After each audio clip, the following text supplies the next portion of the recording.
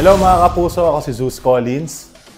At yun, yung unang-unang rehearsal namin, syempre, ang daming, halo-halo yung iniisip ko eh. Una sa lahat, syempre, na-miss kong sumayaw sa TV ulit. At syempre, first time ko sa GMA na sumayaw. At yun, may mga kapartner ako, si Miss Glyza.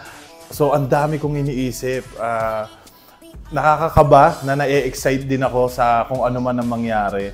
Pero ganun pa man, nakaraos naman kami sa rehearsal namin, nagawa naman namin ng tama. At yun, naging komportable naman agad ako sa mga naging kasama ko dahil sobrang mga mababait din sila. Ako, syempre, yun na-discover ko nung unang-unang rehearsal na madali akong mapagod. Kasi nga syempre, di ba, parang ang tagal ko na pahinga, tas puro TikTok lang, social media. Iba yung gagawin namin dito kasi talagang sayawan talaga siya eh. Hindi siya basic, as in talagang competition talaga siya.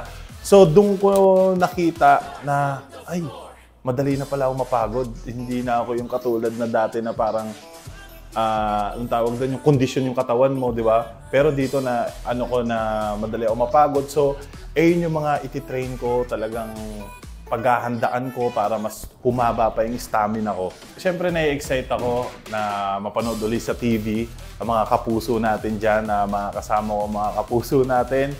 First time ko sasayaw ulit sa GMA at na-excite ako ipakita ulit ang talento ko pagdating sa sayawan dahil talagang bata pa lang ako, ito na talagang ginagawa ko. Wala akong ibang alam na trabaho kundi pagsasayaw lang.